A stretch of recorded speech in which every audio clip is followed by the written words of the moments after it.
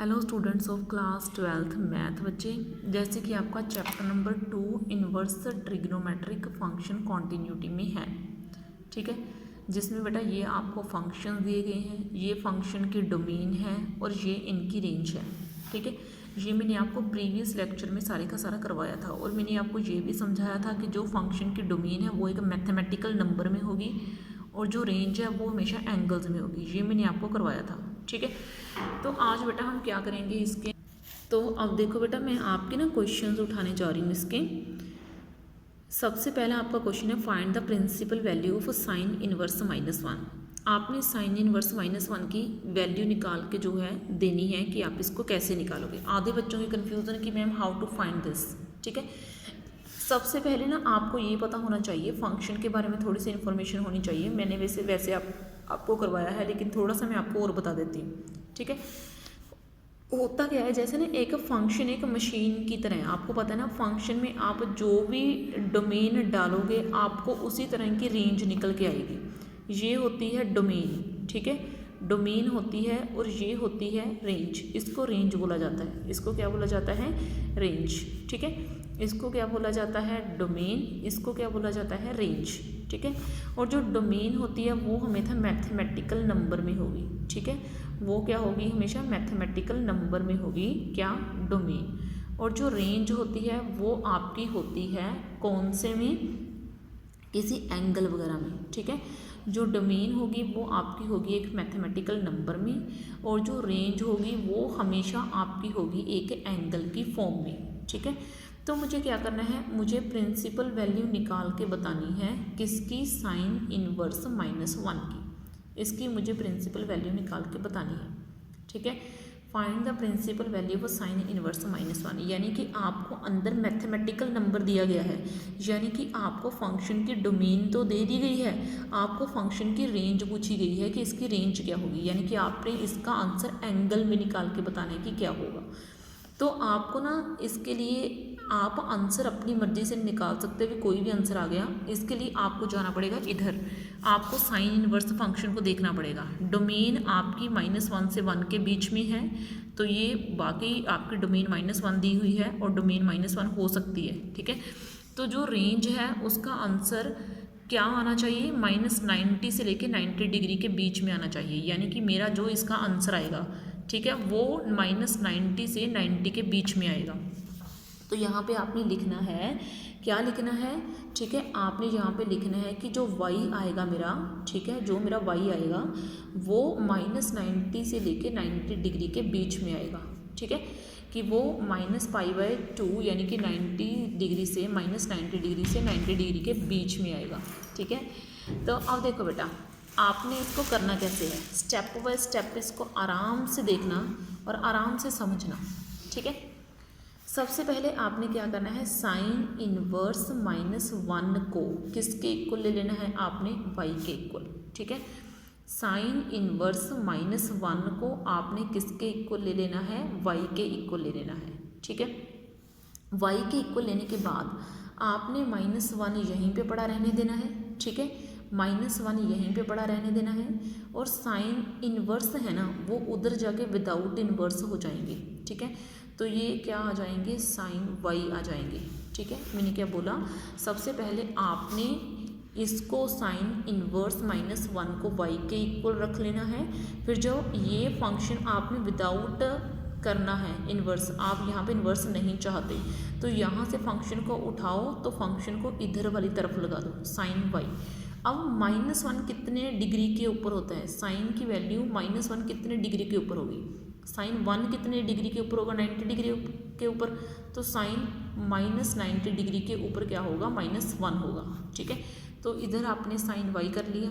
Okay, यहाँ से sign cancel हो गया। वैसे तो आप सीधा कट नहीं कर सकते, आप इसको इधर इन्वर्स का बना के लेके जाओगे तो -π/2 = y। तो ये अब चेक करो क्या आपका y का आंसर -π/2 से π/2 के बीच में आया है? हाँ आया है, क्योंकि ये भी आ सकता है, यहाँ पे इक्वालिटी का साइन है नीचे, तो आपका आंसर -π/2 भी आ सकता है। ठीक है, समझ में आई आपको बात? अब देखो, अब है आपका सेकंड क्वेश्चन। मैं एक और उठा रही हूँ, इसमें मैं बता रही हूँ कि कोट इनवर्स √3 का आंसर निकाल के बताओ मुझे। ठीक है। कोट इनवर्स रूट 3 का आंसर निकाल के बताओ। सबसे पहले आपको कोट इनवर्स यहाँ पे एक नंबर दिया गया है, यानी कि आपको डोमेन दी गई है, आपने वाई निकाल के बताना है, यानी कि रेंज निकाल के बतानी है। सबसे पहले आपको कोट इनवर्स फंक्शन की रेंज पता होनी चाहिए। तो ये रहा मेरा कोट इनवर्स फंक्शन। इसकी डोमेन तो कुछ भी हो सकती है, लेकिन रेंज यानी कि जो वाई है, यहाँ पे वाई आएगा बेटा, वाई का जो आंसर है वो 0 से लेके पाई के बीच में आना चाहिए। ठीक है, 0 नहीं आ सकता, पाई नहीं आ सकता, 0 से पाई के बीच में आना चाहिए। तो आप यहाँ पे इक्वालिटी का साइन नहीं डाल सकते, क्योंकि रेंज ओपन इंटरवल में मांगी है और ओपन इंटरवल को ऐसे लिखा करते हैं। तो रेंज जो है वो पाई 0 से लेके पाई के बीच में रहनी चाहिए, इसके बीच में आनी चाहिए। तो आपने इसको y के इक्वल ले लेना है।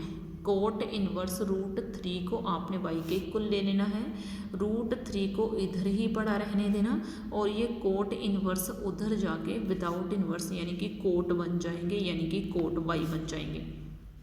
Coat inverse root 3 is equal to y है, तो रूट 3 ये कोट इनवर्स उधर जाके सिंपल कोट बन जाएगा, यानी कि कोट y। ठीक है, तो रूट 3 जो है इसकी वैल्यू कौन से कोट के ऊपर रूट 3 होती है, यानी कि कौन से एंगल के ऊपर। तो cot 30 degree, cot pi by 6 के ऊपर इसकी वैल्यू रूट 3 होती है। ठीक है, मतलब मैंने ना, जैसे आप ये नहीं डालते कि साइन 0 डिग्री 0 होता है, तो मैं 0 को साइन 0 डिग्री भी तो डाल सकती हूँ, साइन 0 डिग्री को 0 भी तो डाल सकती हूँ। वैसे ही रूट 3 को मैं कोट पाई बाई 6 भी तो डाल सकती हूँ। ठीक है, तो ऐसे करा है कि रूट 3 कितने पे होता है, कोट 6 पाई बाई 6 के ऊपर, या कोट पाई बाई 6 के ऊपर कितना होता है, रूट 3। ठीक है, तो कोट पाई बाई 6 जो है वो किसके इक्वल ले लिया मैंने, कोट वाई के इक्वल। तो कोट से कोट मेरा कैंसिल हो गया और पाई बाई 6 मेरा कितना आ गया, वाई। तो पहले चेक करो कि आपका आंसर इसमें आया है, 0 से लेके पाई के बीच में आया है, तो बिल्कुल आया है। तो इसका मतलब ये आपका वैलिड स्टेप है। समझ में आई चीज़ें। ठीक है, मतलब आपका आंसर इसके बीच में रहना चाहिए, इससे बाहर नहीं आना चाहिए। ये मैं आपको बिल्कुल सिंपल ट्रिग्नोमेट्रिक फंक्शन लेके दिखा रही हूँ। ठीक है, डिफिकल्ट तो मैंने उठाई नहीं। तो चलो बेटा, मैं आपको कुछ और ट्रिग्नोमेट्रिक फंक्शंस को डिस्कस कर रही हूँ। ठीक है, आपका देखो आगे थर्ड है। ठीक है, थर्ड है, मैं थोड़े से उठाऊंगी जिसके बारे में आपको नॉलेज आ जाए बस। ठीक है, आज मैं बिल्कुल सिंपल डिस्कस करने वाली हूँ, नेक्स्ट वीडियो में आपके नेगेटिव वाले डिस्कस कर दूंगी। तो साइन इनवर्स 1/2 है। ठीक है, साइन इनवर्स 1/2 है, तो ये मैंने ले लिया, आपने इसको y के इक्वल लेना है, और y का आंसर, क्योंकि y जो है वो एक रेंज है, तो रेंज इसकी -π/2 भी हो सकती है, π/2 भी हो सकती है, और इसके बीच के अंदर की कोई वैल्यू भी हो सकती है। तो अब 1/2 मैंने यहाँ पे लिख दिया, तो ये साइन उधर जाके विदाउट इन्वर्स बन गए, तो ये लो भाई साइन पाई। तो साइन 1/2 कितने के ऊपर होता है, तो साइन 1/2 होता है π/6 के ऊपर, 30 डिग्री के ऊपर। ठीक है, तो ये लो भाई साइन से साइन कट, तो π/6 क्या आ गया, इसका आंसर आ गया। ठीक है, ये ना बड़ी सिंपल सी वैल्यूज़ हैं, कुछ भी नहीं है इसमें। आगे क्या है, कोस इनवर्स 1/√2। ठीक है, कोस इनवर्स 1/√2 मैंने y लिख लिया। अब देखो कोस इनवर्स 1/√2, सॉरी, आपको कोस की डोमेन का भी पता होना चाहिए, उसका आंसर 0 से लेके पाई के बीच में रहता है। ठीक है, मतलब आपने ना किसी भी तरीके से कोई गड़बड़ नहीं करनी। ये देखो, ये मैंने यहाँ से कोस की उठाई है। ठीक है, मतलब चीज़ों का बस ध्यान रखना।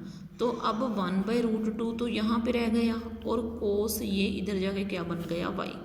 तो कोस 1/√2 कितने डिग्री के ऊपर होगा, कोस 45 डिग्री के ऊपर होगा। तो ये आ गया आपका कोस y, कोस से कोस कैंसिल, तो π/4 क्या आ जाएगा, इस y का आंसर आ जाएगा क्या, 45 डिग्री इसके बीच में आता है, तो देखो आ रहा है। ठीक है, अब वैसे ही अगर मैं एक और क्वेश्चन उठाऊँ, ठीक है, जैसे tan इनवर्स 1/√3 उठा लिया मैंने। ठीक है, अब इसको तो रखो आप y के इक्वल रख लिया। अब यहाँ से आपको जो है y की रेंज पता होनी चाहिए, तो वो क्या होती है आपके tan की -π/2, यहाँ से ओपन इंटरवल होता है और यहाँ से भी ओपन इंटरवल होता है π/2। ठीक है, तो 1/√3 मैंने इधर रख लिया और tan y इधर बन गए। तो 1/√3 कितने डिग्री के ऊपर होता है, tan π/6 के ऊपर, is equal to tan inverse y। तो tan इनवर्स नहीं, tan आएगा बेटा, तो tan वाई, तो π/6 क्या हो गया, इस y का आंसर हो गया। ठीक है, इस तरीके से बेटा आपने इन क्वेश्चंस को डन करना है।